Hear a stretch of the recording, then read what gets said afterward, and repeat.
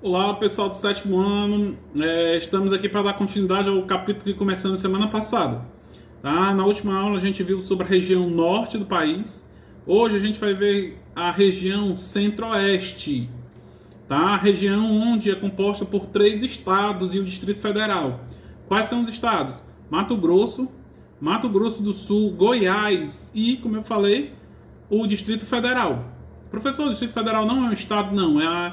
É o Distrito Federal, onde fica a administração do país. Tá? Ele é, como é que eu posso dizer? Ele é um território independente do estado de Goiás. Tá? Brasília. Tá? Então lá nessa região é onde fica o Pantanal do Mato Grosso. A gente vai já ver aqui que a vegetação é outra. A vegetação vai ter a característica do cerrado.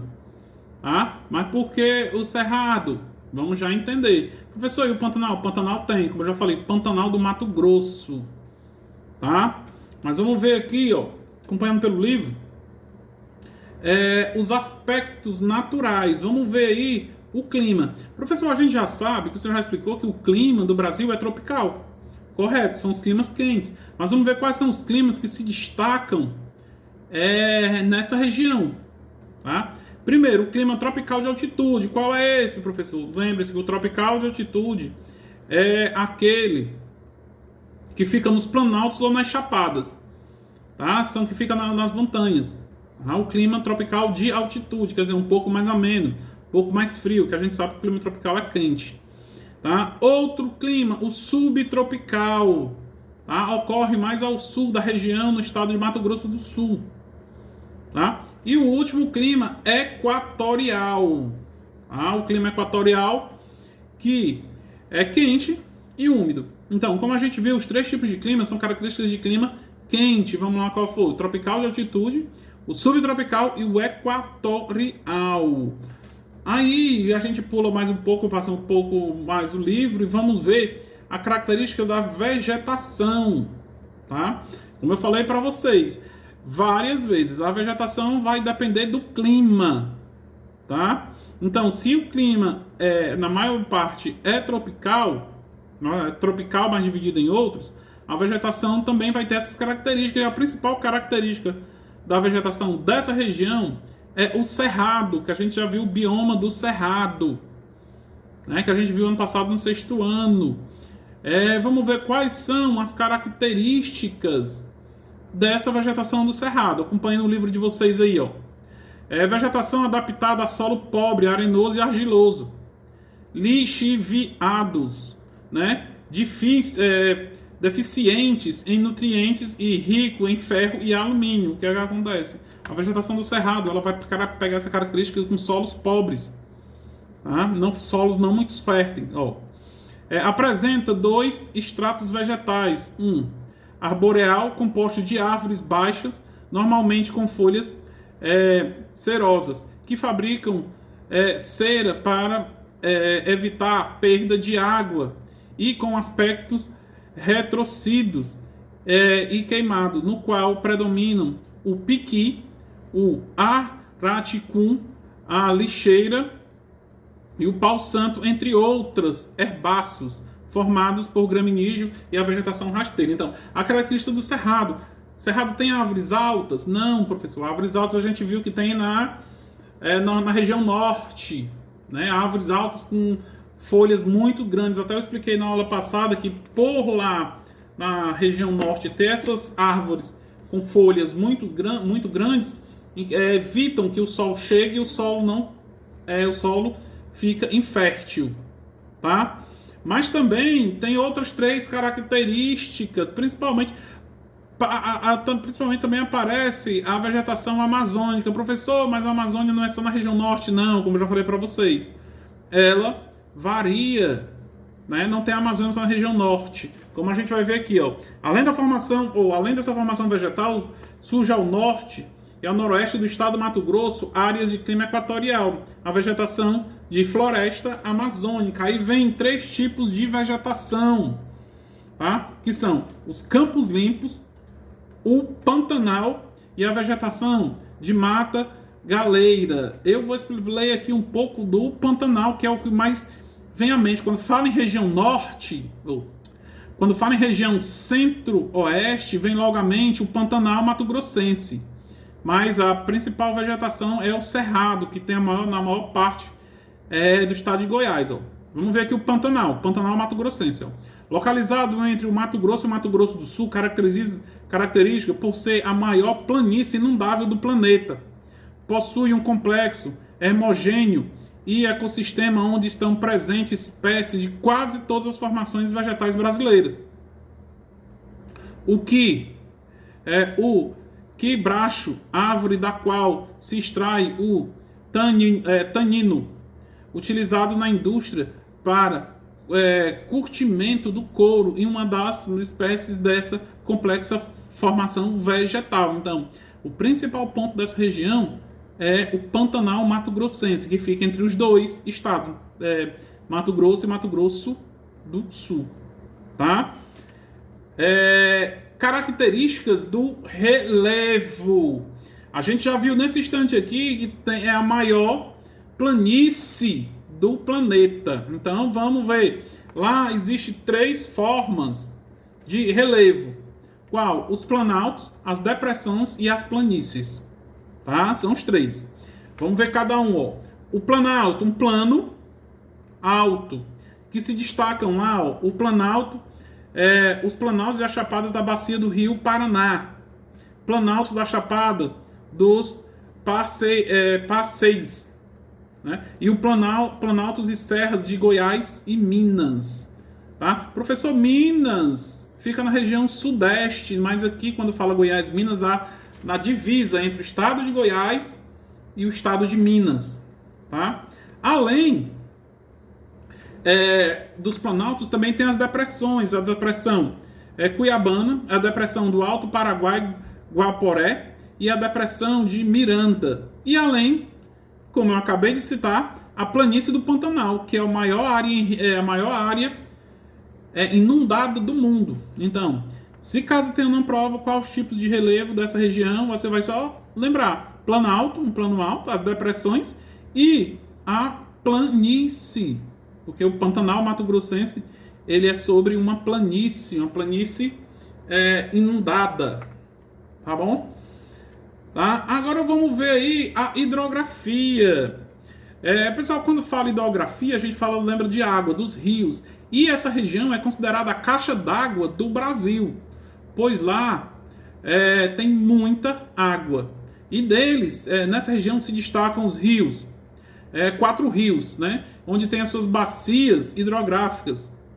Tá? São grandes bacias hidrográficas. Quais são elas? O rio a bacia hidrográfica da Amazônia, do rio Tocantins, do rio Paraguai e do rio Paraná. Tá? Então esses 3 rios, ou esses 4 rios são destaque da bacia hidrográfica dessa região. Tá? Agora vamos para os aspectos econômicos. Tá? Como o povo vive lá. Pessoal, antes de ler aqui o livro, que como eu já falei para vocês, a gente tem que ler, eu vou explicar um pouco para vocês. Pessoal, essa região ela não era muito habitada. Só depois da construção de Brasólia, a partir de 1960, foi que houve tipo um Eldorado lá. Eldorado de quê, professor? De ouro? Não, de soja.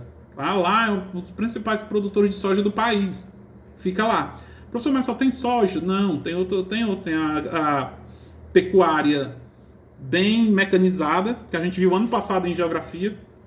Né? E que a gente está vendo em história, que a gente viu recentemente em história, o bandeirantismo. Quando os bandeirantes foram expulsos da região de Minas, eles foram encontrar ouro aonde? Em Goiás, em Mato Grosso. E lá também teve uma busca por ouro, lá no século XVII, século XVII, né? Onde foi encontrado ouro também, quando foram expulsos de Minas. Tá? Mas lá, pessoal, apesar de ser o povo teve um povoamento recente, ainda existe um pouco de miséria. Tá? Vamos ver aqui, ó, os aspectos econômicos. Agora eu vou ler no livro. Tá, ó. A segunda maior região do Brasil, né, tem 606.371 km². O Centro-Oeste apresenta atualmente 14 milhões 58.094 habitantes em uma densidade demográfica que aproxima de, olha aí, 8,7 habitantes por quilômetro quadrado.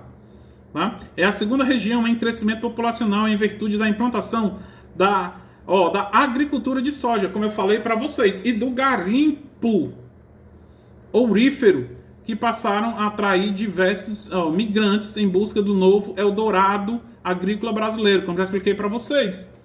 Tá? Então lá, então a explosão da soja, várias pessoas foram para lá. Estima-se que o crescimento populacional até 2010 alcançou o patamar de 1,9%, perdendo apenas para a região norte. Tá? Então a soja foi o carro-chefe. A soja foi o carro-chefe para o povoamento daquela região. Tá? Mas tem outro porém, quando a partir do momento que começa a produzir soja, desmata, né? Acaba com cerrado, não acaba com o Pantanal Mato Grossense, porque o Pantanal é protegido por leis. Né? A gente viu há 2 semanas atrás falando sobre as áreas de conservação. Tá? Aí vamos ver aí, como eu já expliquei para vocês, a soja deu um grande impulso na produção.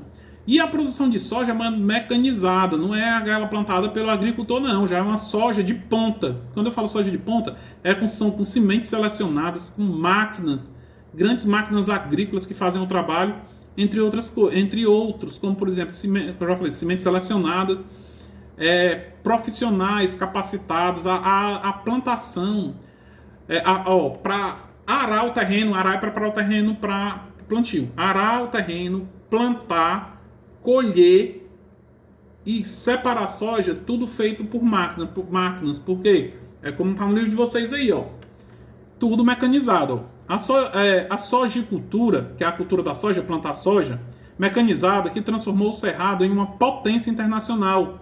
Serviu também para elevar os padrões e a qualidade de vida de parte da população, de forte predominância urbana, pois aproximadamente 91%, ou 90,1% vivem em cidades como Cuiabá, Dourados, Ponta Porã,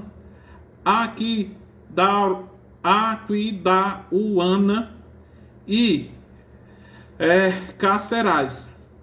Tá? Professor, você disse que tinha miséria. Tinha, como está dizendo aqui, parte da população, não é todo mundo. Tá? Ainda lá enfrentam problemas sociais, principalmente como as favelas. A pessoa existe no Centro-Oeste? Existe. Não. Contudo, devemos se alientar que essa região, em virtude da urbanização acelerada, vem produzindo elevados processos de favelização no entorno dos grandes centros urbanos, na medida que a sojicultura apresenta elevadíssimo grau de modernização, portanto, expulsando progressivamente de suas áreas trabalhadores de menor qualificação que para ela afluíram. Como eu já falei antes, agora eu vou explicar o que o livro está dizendo. Como eu já tinha falado antes, a soja é mecanizada. Não é mais o agricultor que vai lá e planta. É tudo máquina. Então, a partir do momento que tem essa mecanização, essa modernização do plantio de soja, aquelas pessoas que trabalhavam de forma rudimentares perdem emprego. Porque, como por exemplo, como eu estava falando na aula de geografia agora há pouco do 6º ano, tem máquinas que não precisam nem mais de motoristas. São computadores que manuseiam. Agora você imagina uma pessoa que não tem qualificação profissional. Não tem emprego no campo. Um agricultor sem emprego no campo porque ele não tem qualificação profissional. O que acontece? Vem para as cidades e fica na periferia formando as favelas, que é a favelização.